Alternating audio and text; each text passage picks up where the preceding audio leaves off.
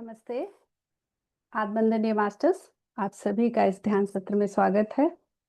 हम आनापानसति ध्यान करेंगे और सभी जानते हैं आनापानसति ध्यान कैसे करते हैं।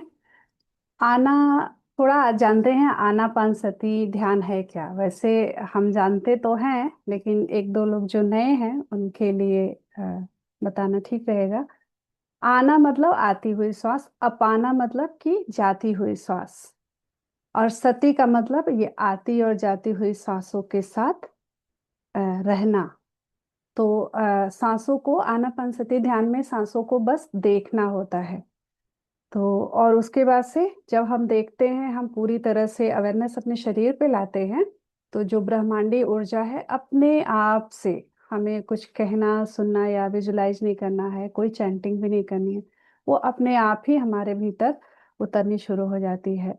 तो हमारा फोकस सांसों पे रहेगा और ब्रह्मांडीय ऊर्जा को अपना काम करने देंगे। तो सभी लोग सुखासन में बैठ जाएंगे, तीनों लॉक लगा लेंगे, अपने पैरों को क्रॉस कर लें, हाथ की उंगलियों को उंगलियों में मिलाकर गोद में रख लें और अपनी सुंदर आंखों को धीरे से कोमलता से बंद कर लेंगे। चश्मा पहने हैं तो चश्मे को उतार दीजिए। अपने शरीर को रिलैक्स होने दीजिए। अपने शरीर को सबसे पहले फील करना शुरू करिए। आनापानसति ध्यान में यही तो करना है, बस सांसों को ऑब्जर्व करना है, शरीर में हो रहे सेंसेशन को फील करना है और सांसों के साथ जुड़े रहना है। तो पूरी तरह से अपने शरीर को देखें, शरीर के प्रति अवेयर रहें और रिलैक्स होने दें। शरीर को ढीला छोड़ देंगे। कंधे रिलैक्स, कमर रिलैक्स, पीठ सीधी। टेक लेना है तो ले लेंगे, कमरे की लाइट बंद करनी है तो कर लेंगे। पानी पीना चाहते हैं तो पी लें। पूरे ध्यान के दौरान आंखों को बंद ही रखेंगे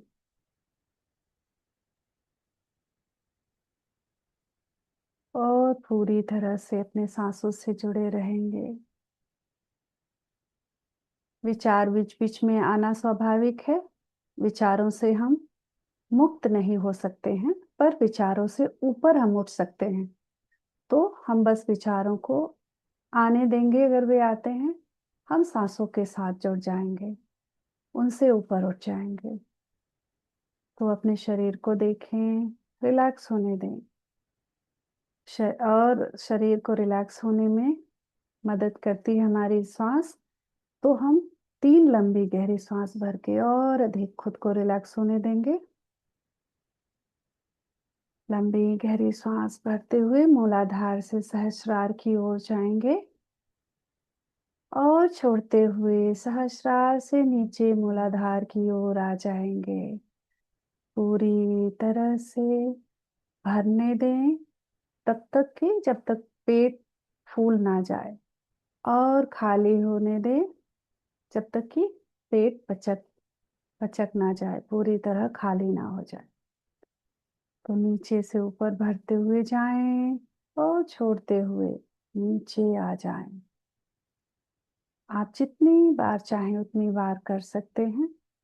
खुद को रिलैक्स होने के लिए, खुद को खाली होने के लिए इसे आप जितनी बार चाहें कर सकते हैं। जब आपको हल्का महसूस हो, रिलैक्स महसूस हो, तो आप नॉर्मल सांसों को लेंगे, नॉर्मल सांसों के साथ जुड़ के रहेंगे। सबसे पहले हम परम गुरु मंडली की ऊर्जा से जुड़ जाएंगे, क्रिया योग के सभी मास्टर से जुड़ेंगे।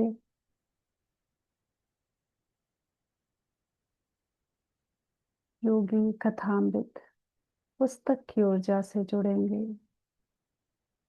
अपने आप को, अपनी पूर्ण आत्मा को पूरी तरह समर्पित कर देंगे। ऐसा भाव रखेंगे जो भी हो रहा है अच्छे के लिए हो रहा है, जो भी होगा अच्छा ही होगा इस ध्यान के दौरान। पूरी तरह अपने आप को तैयार रखेंगे कॉस्मिक एनर्जी रिसीव करने के लिए। खुद को स्थिर होने दें, शांत होने दें। आसन की ऊर्जा से भी जुड़ जाएंगे। धरती माता की ऊर्जा से पूरी तरह कनेक्टेड रहेंगे, ग्राउंडेड रहेंगे। और रिलैक्स होने दें अपने शरीर को पूरी तरह से। पूरे शरीर को सिर से पांव तक देखें और पांव से सिर तक अवेयरनेस को ले जाएं। शांत शांत, पूरी तरह शांत होते जाएं, जुड़ते जाएं अपने आप से।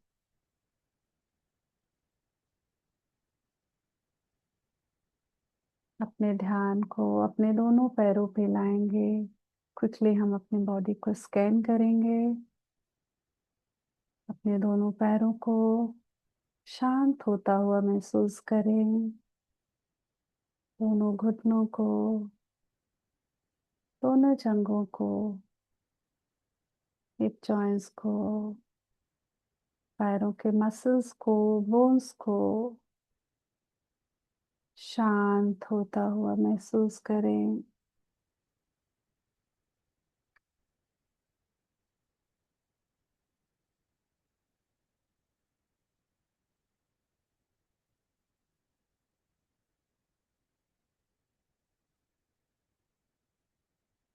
अपने अवेयरनेस को अपने पेट पे लाएंगे। अपने पेट को भी शांत होने दें। पूरी तरह से रिलैक्स होने दें पेट को।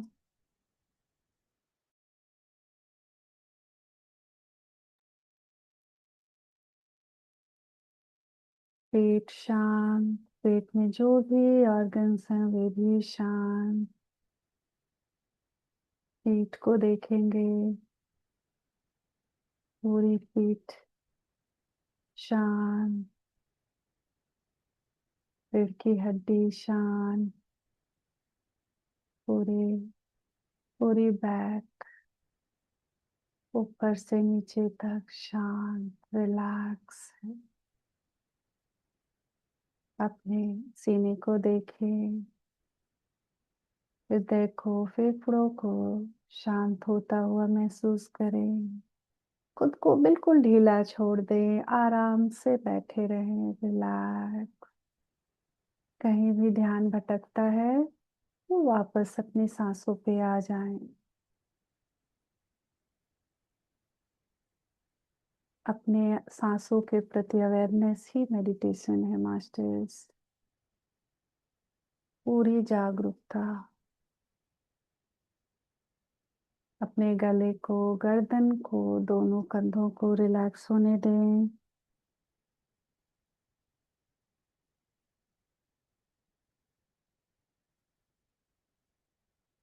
शांत फील करें कैसे शांति फैल रही है आपके हर एक सेल में, हर एक कण में, हर एक ऑर्गन्स में। कैसे आपका पूरा शरीर शांति का अनुभव कर रहा है और मन की पकड़ धीरे धीरे ढीली होती जा रही है। अपने चेहरे को देखें, चेहरे को शांत होने दें, फील करें कैसे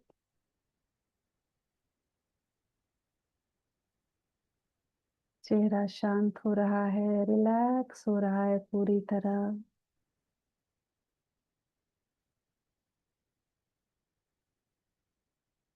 अपने पूरे सिर को देखें, आगे का हिस्सा, पीछे का हिस्सा शांत होता हुआ, बाएं का, दाएं का, ऊपरी हिस्सा, ब्रेन,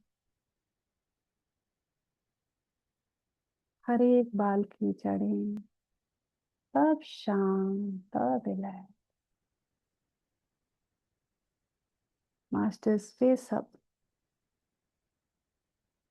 आपकी आज्ञा मान रहे हैं और रिलैक्स होते जा रहे हैं। उन्हें भी हर एक सेल को अच्छा लग रहा है शांत होता हुआ। अब अपने आप को सांसों के हवाले कर दे पूरी तरह से। अपने नाक के आगे अपने अवेयरनेस को लेके आए।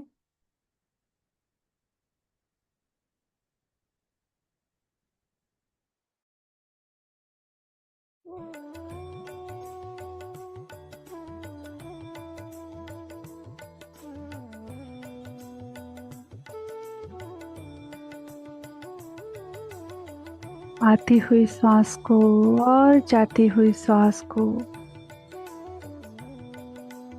नाक के आगे से फील करना शुरू करेंगे। अगर आपकी श्वास अभी कहीं पेट पर है या सीने पर है तो कोई बात नहीं, आप उसे चलने दें। लंबी है तो लंबी ही रहने दें। अगर आप नाक तक आ सकते हैं, नाक से शुरू हो रही है,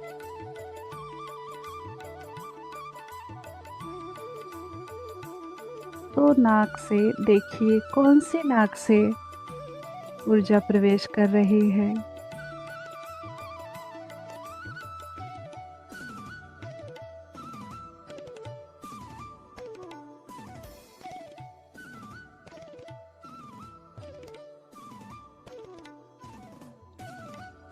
देखिए, महसूस करिए, छूने की जरूरत नहीं है। बाएं नाक से ज्यादा प्रवाह है या दाएं नाक से, कौन से छिद्र से ज्यादा ऊर्जा प्रवेश कर रही है।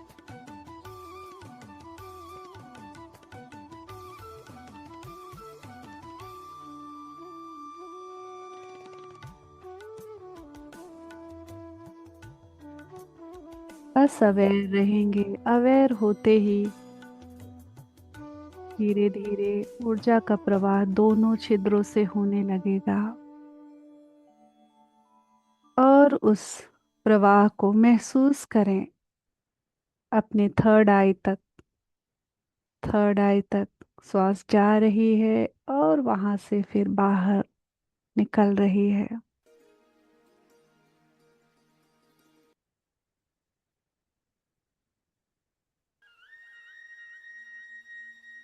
हमें और कुछ नहीं करना है। सांसों को देखना है, ऑब्जर्व करना है, महसूस करना है और फिर हम धीरे धीरे देखेंगे कि सांसों के प्रवाह से शरीर के कौन से अंग में, कहाँ पर, कैसा सेंसेशन हो रहा है। सिर्फ ऑब्जर्व करेंगे, कुछ बदलेंगे नहीं। बस देखते रहें अपनी सांसों को। सुंदर, सरल, सहज सांसों को।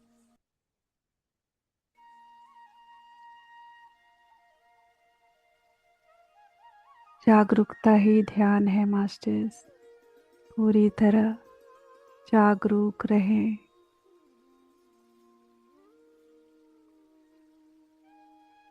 किसी बड़ी बड़ी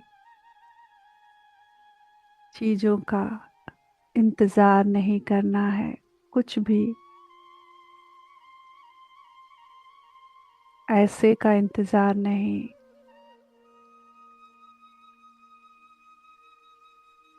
जो कि बड़ा बड़ा अनुभव देगा, बड़ी बड़ी फीलिंग, ऐसा कुछ भी नहीं है। कोई एक्सपेक्टेशन नहीं। सिंपल हो जाए, जो हो रहा है होने दें। नहीं हो रहा है कोई बात नहीं। बस सांसों के साथ जुड़े रहें। कॉस्मिक एनर्जी अपने आप हमारे भीतर उतरती जाएगी। जितना अधिक अवेयरनेस उतना ही उतनी ही अच्छी तरह कॉस्मिक एनर्जी हमारे भीतर आएगी। और जैसे जैसे ये ऊर्जा उतरती जाएगी हमारे शरीर में, हमारा शरीर अपने आप हल्का होता जाएगा, या भारी भी हो सकता है। बस जागरूक रहे हर एक सांस के प्रति।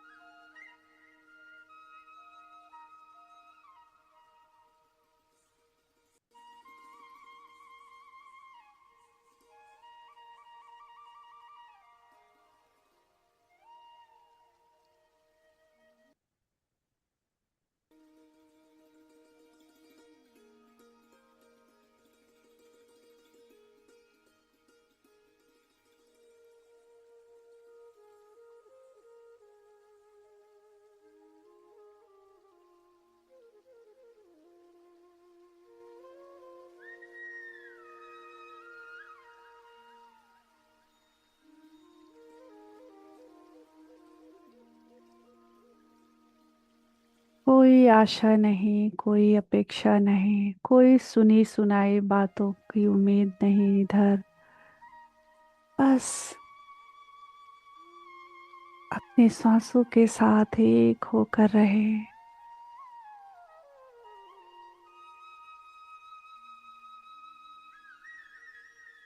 जो है सब सांसों के साथ है।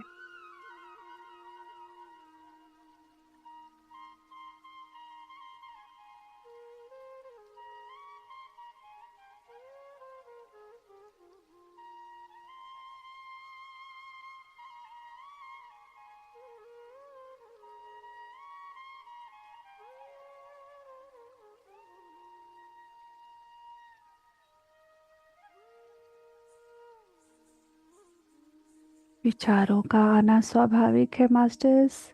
विचारों से घबराए नहीं, उनसे उलझे नहीं, उनसे वार्तालाप ना करें।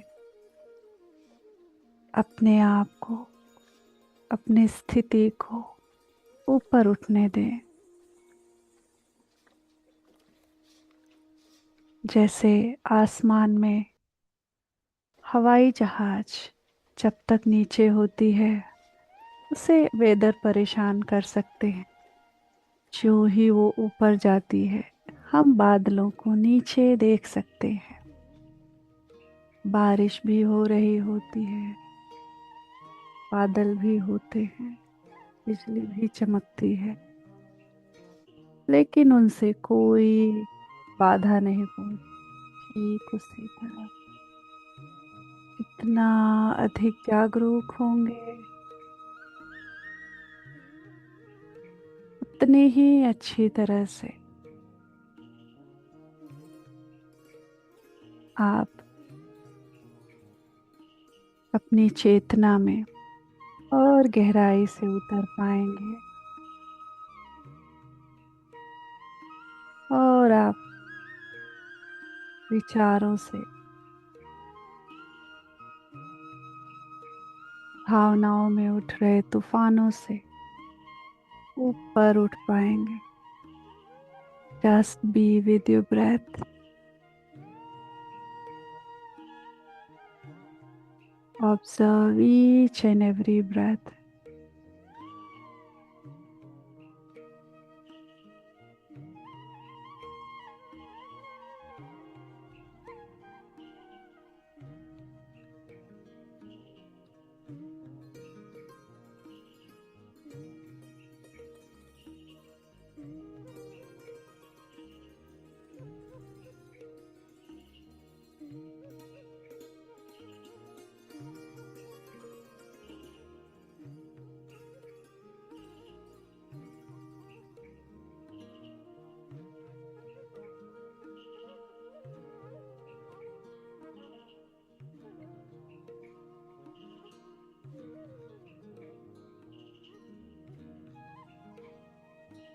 हर एक सांस को देखते रहें।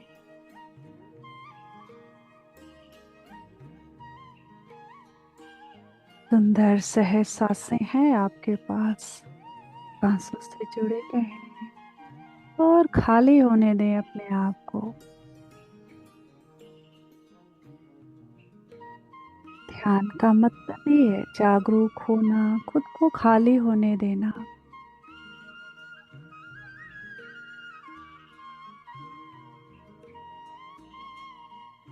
जो भी अंदर भरा है वो बाहर आ सकता है, उससे भागेंगे नहीं, बस ऑब्जर्व करेंगे।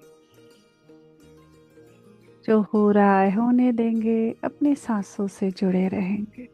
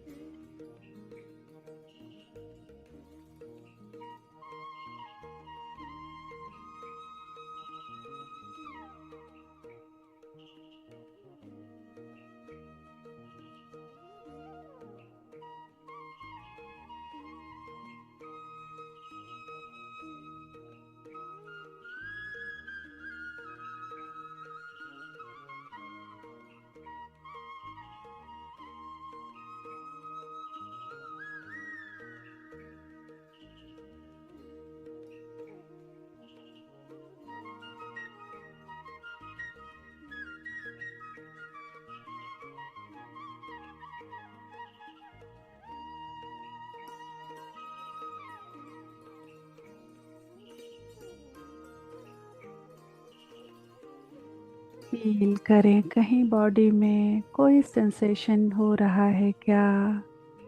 अगर होता है तो फील करें और भरने दें श्वास ऊर्जा से उस जगह को। अगर कहीं कोई दर्द उठ रहा है या कोई भावनाएं उठ रही हैं,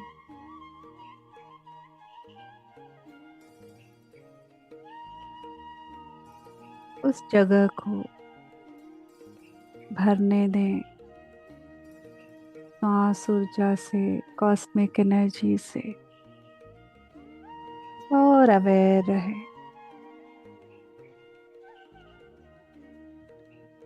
श्वास सद्गुरु है आपके साथ,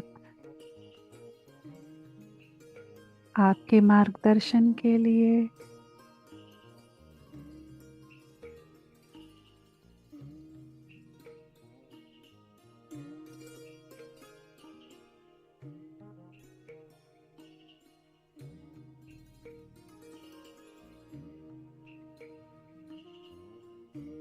सांसों पे पूरा भरोसा रखते हुए आगे बढ़ें। सांसों को देखते रहें।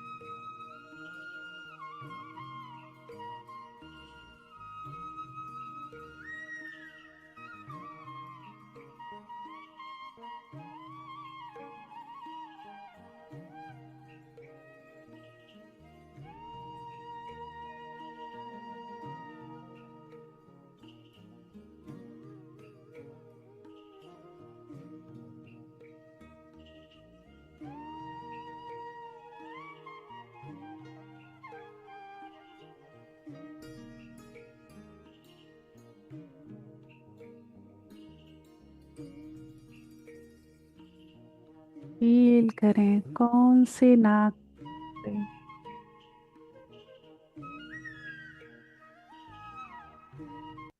प्राणवायु अधिक जा रही है शरीर में।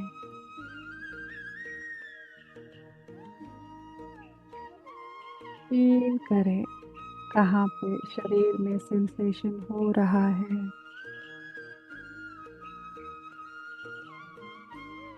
बस बस जागरूक रहें, हर एक सांस से जुड़े रहें, हर एक पल से जुड़े रहें।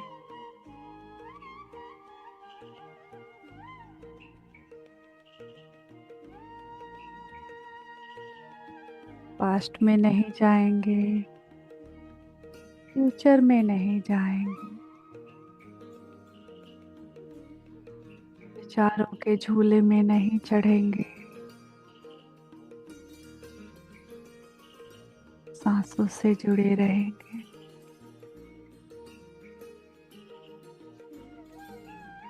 देखते देखते अपने भीतर आप उतरते जाएं, हर एक सांस के साथ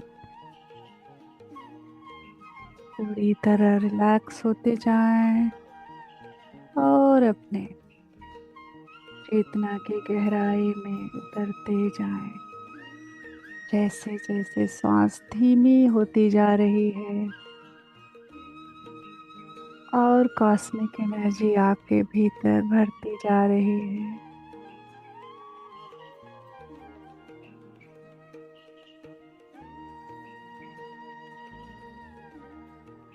आपका शरीर हल्का होता जा रहा है, चेतना का विस्तार हो रहा है।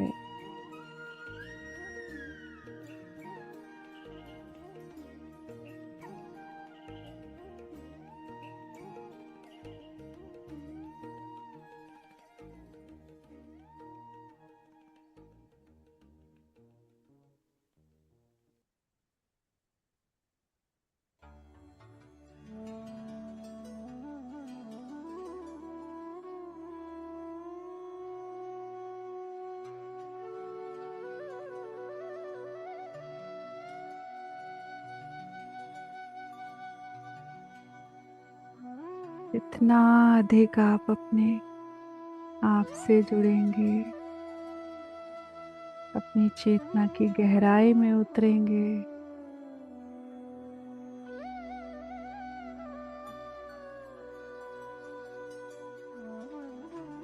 उतने ही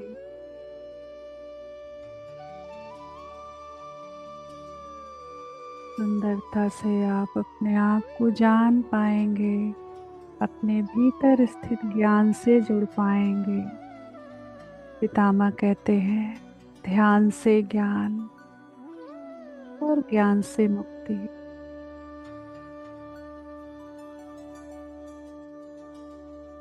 पूरी तरह अवेयर रहें, अपने भीतर स्थित आत्मज्ञान से जुड़ जाएं।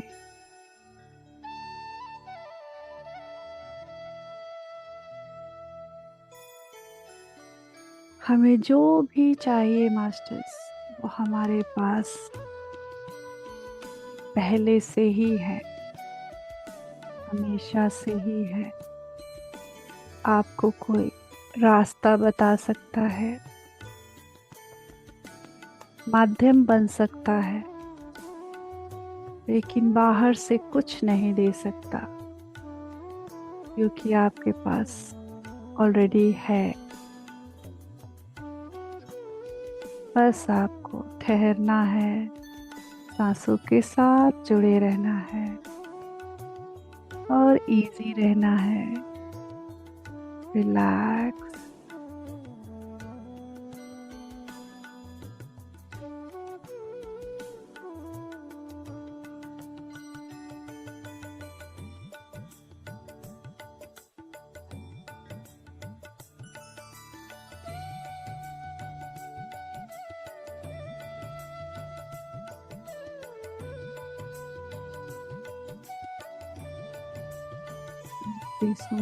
नहीं हो चुकी है, मन शांत है।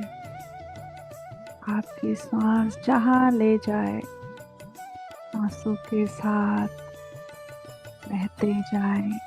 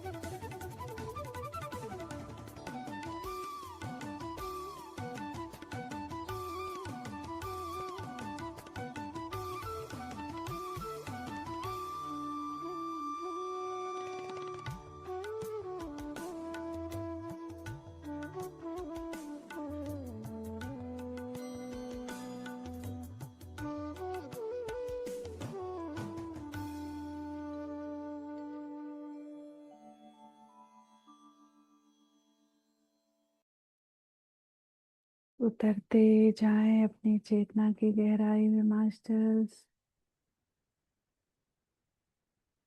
बहते जाएं अपनी सांसों की धारा में।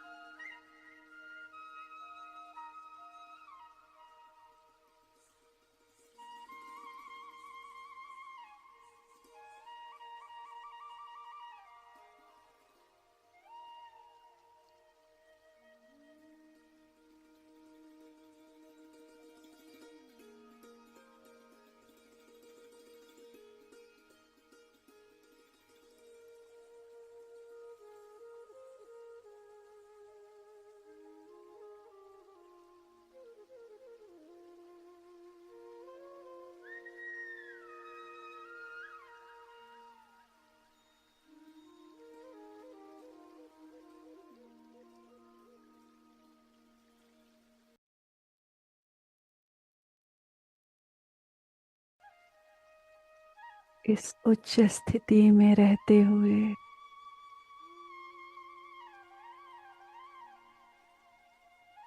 प्रेम और शांति को अपने आसपास फैलता हुआ महसूस करें। पूरी धरती पे, पूरे ब्रह्मांड में आपके द्वारा प्रेम और शांति की ऊर्जा का प्रसार हो रहा है।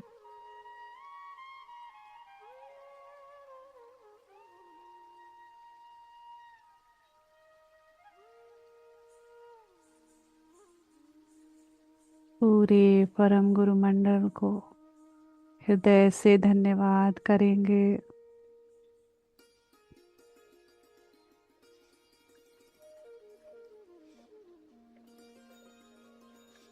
अपने पूर्ण आत्मा का धन्यवाद करेंगे। पूरे ब्रह्मांड का धन्यवाद। धरती माँ का धन्यवाद।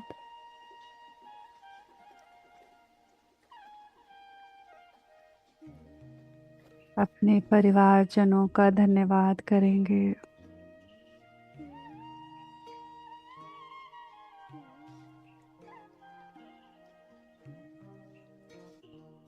अपने शरीर का, अपनी सांसों का धन्यवाद करेंगे।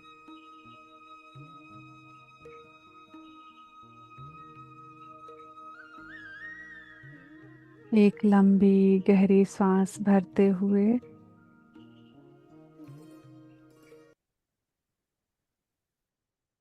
अपने भौतिक शरीर को महसूस करें।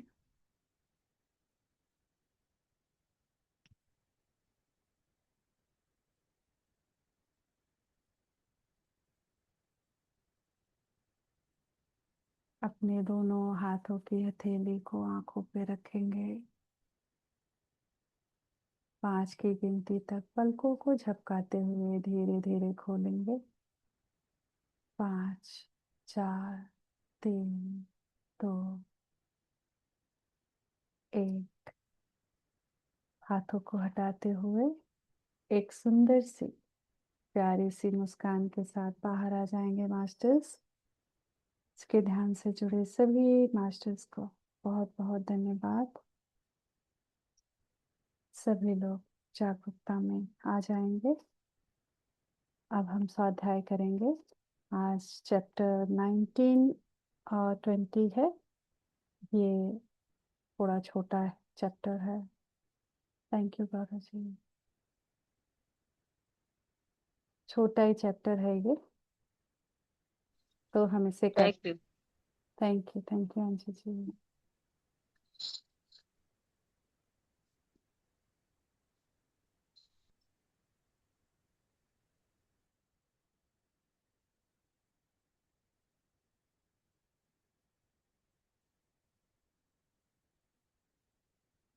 सभी लोग अब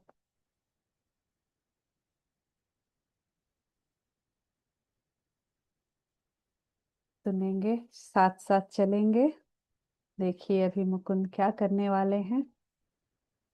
तो अब बता रहे हैं, मेरे गुरु कोलकाता में होकर भी श्री रामपुर में प्रकट हुए। मेरे रूममेट दिजेन बाबू ने एक दिन कहा, मुझे कभी कभी भगवान पर शक होता है।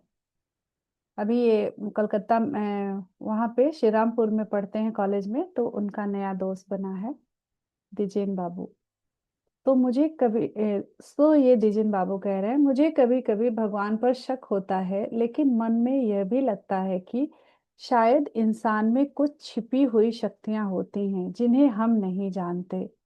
मैंने कहा, तुम मेरे गुरु से मिलो, वे तुम्हें क्रिया योग सिखाएंगे जिससे मन शांत होता है।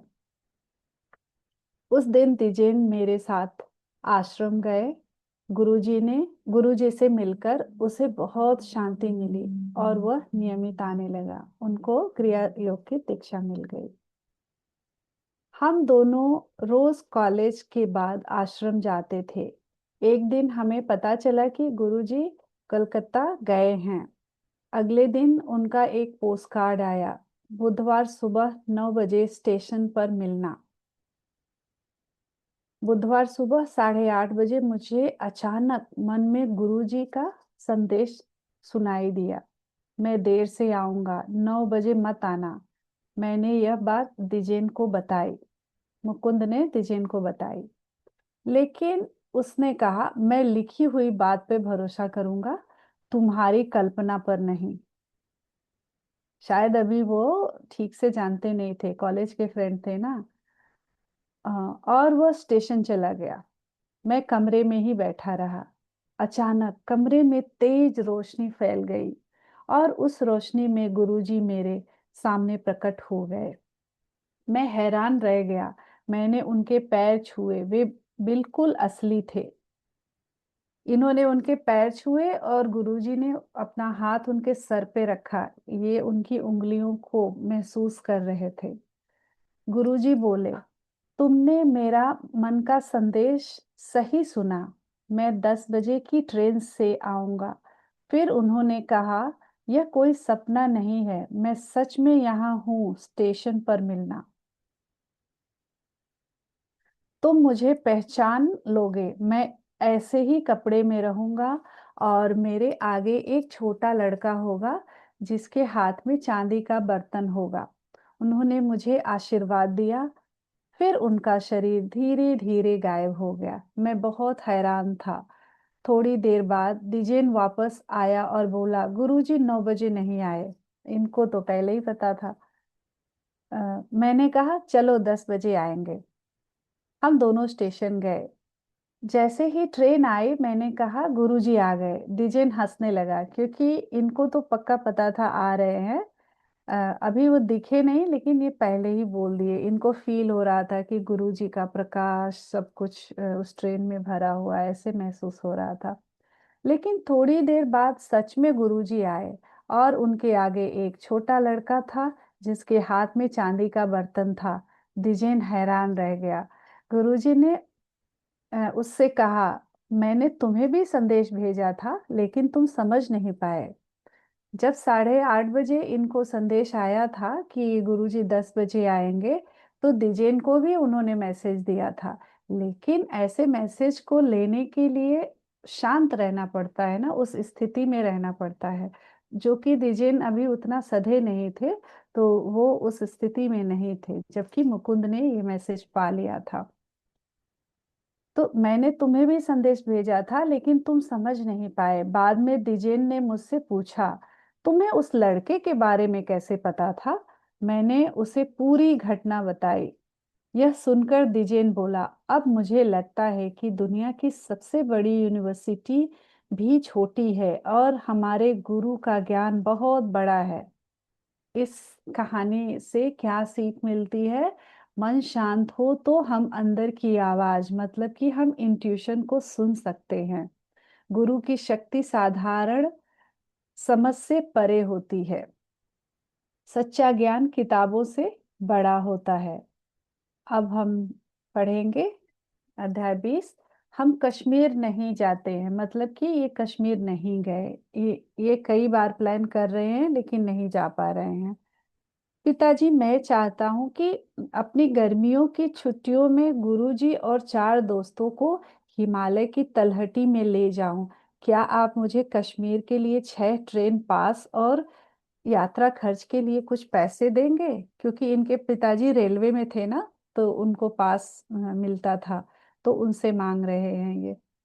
तो जैसा मैंने सोचा था। पिताजी जोर से हंस पड़े। यह तीसरी बार है जब तुम वही कहानी सुना रहे हो। पिछले साल और उससे पहले भी तुमने यही मांग की थी, लेकिन आखिरी समय में श्री युक्तेश्वर जी मना कर देते हैं। ये पहले भी 2 बार प्लान बना चुके हैं लेकिन गुरुजी नहीं गए हैं। तो इनके पिताजी वही रिमाइंड करा रहे हैं, थोड़ी चुटकी भी ले रहे हैं इनकी। तो यह सही है पिताजी, मुझे भी समझ नहीं आता कि गुरुजी कश्मीर जाने के लिए पक्का क्यों नहीं कहते। लेकिन अगर मैं उन्हें बता दूं कि मैंने आपसे पास ले लिए हैं, तो शायद इस बार वे मान जाएं। पिताजी को पूरी तरह विश्वास नहीं हुआ, लेकिन अगले दिन मजाक करते हुए उन्होंने मुझे 6 पास और 10 रुपए के नोटों का एक बंडल दे दिया। मुझे नहीं लगता कि तुम्हारी कल्पना वाली यात्रा को इन असली चीजों की जरूरत है, लेकिन लो, ये रखो। उनको लग रहा था इस बार भी नहीं जाएंगे, कल्पना में ही सब कुछ होगा, फिर भी हंसते हुए वो दे दिए। उस दोपहर मैंने गुरु जी को सब दिखाया। वे मुस्कुराए लेकिन बोले, मैं जाना चाहूंगा, देखते हैं। मैंने आश्रम के शिष्य कनाई और 3 दोस्तों राजेंद्र, जतिन और एक अन्य को भी साथ चलने के लिए कह दिया। सोमवार को जाने का दिन तय हुआ। शनिवार और रविवार में कलकत्ता में अपने घर गया, जहां एक रिश्तेदार, उनके कजन की शादी हो रही थी। सोमवार सुबह मैं सामान लेकर श्री रामपुर पहुंचा। दरवाजे पर राजेंद्र मिला। गुरुजी बाहर गए हैं, उन्होंने जाने से मना कर दिया। अब तो फिर इनका दिल ही टूट जाएगा। फिर मैं दुखी था पर जिद्दी भी। मैं इस बार पिताजी को मुझे मजाक उड़ाने का मौका नहीं दूंगा। हम लोग वैसे भी चले जाएंगे। अब ये बिना गुरुजी के जाने को तैयार हो गए। मैं एक नौकर ढूंढने निकला, क्योंकि इनको कोई चाहिए जो सामान की देखभाल कर सके। तो इसलिए एक नौकर लेके जाना चाहते थे। मुझे लगा कन्हई तो गुरुजी के बिना नहीं जाएगा, इसलिए कोई और चाहिए। मुझे बिहारी याद आया, जो पहले हमारे घर में काम करता था। रास्ते में मुझे गुरुजी मिल गए। कहाँ कहाँ जा रहे हो? उन्होंने गंभीर होकर पूछा। सर, सर मतलब गुरुजी, मैं बिहारी को लेने जा रहा हूँ। वह कश्मीर जाना चाहता था। गुरुजी बोले, मुझे नहीं लगता कि वह जाएगा। मैं चिढ़ गया। वह तो बहुत उत्सुक है। मैं बिहारी के पास पहुंचा।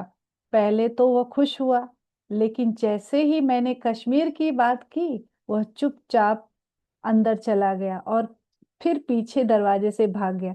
वो कुछ बड़बड़ाते हुए अंदर गया, तो इनको लगा था, और वो आधे घंटे तक ही अंदर रहा, तो इनको लगा था कि वो तैयारी कर रहा है और ये वेट कर रहे थे कि अभी आएगा। लेकिन जब आधे घंटे तक नहीं आया तो इन्होंने पता किया, तो किसी ने हंसते हुए बताया, अरे वो तो पीछे के दरवाजे से भाग गया। मैं उदास होकर लौटा। रास्ते में फिर गुरुजी मिले। तो बिहारी नहीं गया? अब क्या करोगे? मैं बोला, मैं अपने चाचा से उनका नौकर मांगूंगा। गुरुजी हल्के से हंसे। जाओ, लेकिन मुझे नहीं लगता कि तुम्हें मजा आएगा। मैं कोर्ट पहुंचा। उनके चाचा कोर्ट में थे।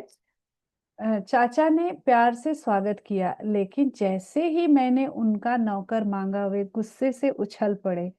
तुम बहुत स्वार्थी हो। मैं कैसे रहूंगा बिना नौकर के?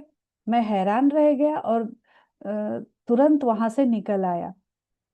आश्रम वापस आकर मुझे लगा कि गुरुजी के पीछे कोई गहरा कारण है। मतलब गुरुजी के ऐसे बर्ताव के पीछे कुछ गहरा कारण है। मुझे पछतावा हुआ कि मैं उनकी इच्छा के खिलाफ जा रहा था। गुरुजी ने पूछा, क्या तुम कुछ दिन और मेरे साथ रहना चाहोगे?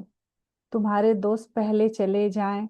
मैं उदास होकर तुम्हारे दोस्त पहले चले जाएं, ऐसा गुरुजी ने प्रपोज किया। मैं उदास होकर बोला, सर, मैं आपके बिना नहीं जाना चाहता। मेरे दोस्त बिना ध्यान दिए सामान लेकर चले गए। उनके दोस्त समझ नहीं पाए कि ये निकल नहीं पाएंगे। वे समझे ये आ रहे हैं, वे चले गए। मैं और कन्हई गुरुजी के पास बैठे रहे। कुछ देर बाद गुरुजी बोले, कन्हई, मुकुंद को खाना दे दो। उसकी ट्रेन का समय हो रहा है। जैसे ही मैं उठा, मुझे अचानक तेज दर्द और उल्टी जैसा महसूस हुआ। कुछ ही पलों में मेरी हालत बहुत खराब हो गई। मुझे एशियाई हैजा हो गया था। मैं दर्द से तड़पते हुए बोला, गुरुजी, मैं अपनी जिंदगी आपको सौंपता हूँ। उनके चरणों में गिर पड़े। गुरुजी ने मेरा सिर अपनी गोद में रख लिया और प्यार से सहलाने लगे। अब समझे, अगर तुम स्टेशन पर होते तो क्या होता? तभी मुझे समझ में आया। उन्होंने डॉक्टर बुलवाया, लेकिन बोले तुम ठीक हो चुके हो। उनके शब्दों के साथ ही मेरा दर्द खत्म हो गया।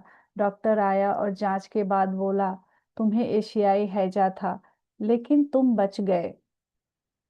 मतलब कि वो एक ही दिन में नहीं बोला। डॉक्टर आया, उनका स्टूल सैंपल लिया, उसके बाद गया चेक किया। अगले दिन आया तो उसने बताया कि तुम्हें एशियाई हैजा था और तुम बच गए। यह चमत्कार है। मैं पूरी तरह ठीक हो गया। तभी मेरे दोस्त लौट आए। इनके दोस्त एक्चुअली गुस्से में लौट आए। तुम नहीं आए, हम नाराज थे, लेकिन अब समझ आया कि तुम बीमार थे। मैं हंस पड़ा। गुरुजी कमरे में आए। मैंने उनका हाथ पकड़कर कहा, गुरुजी, अब मुझे समझ आ गया है कि आपकी कृपा के बिना मैं कभी हिमालय नहीं जा सकता। तो अगले अगले अध्याय में हिमालय जाएंगे, ये कल वाले में फिर हिमालय का ये वर्णन करेंगे। Thank you masters, thank you for listening. अभी हमारे पास थोड़ा समय है। आप लोग चाहें कुछ शेयर करना चाहें तो आप अपने आप को अनम्यूट करें। थैंक यू मैम, आज बहुत अच्छा ध्यान लगा। हाँ, रीडिंग भी बहुत अच्छा था। Thank you. आज मुझे इंट्यूशन आ रहा था कि सिर्फ और सिर्फ आनापानसती। हाँ, बहुत अच्छा था। Thank you. आप, मुझे तो लगता है आप इतने अच्छे से जो है पढ़ती हैं ना, मतलब बिल्कुल एक फीलिंग आता है कि कोई टीचर पढ़ रहा है और स्टूडेंट के रूप में हम सुन रहे हैं।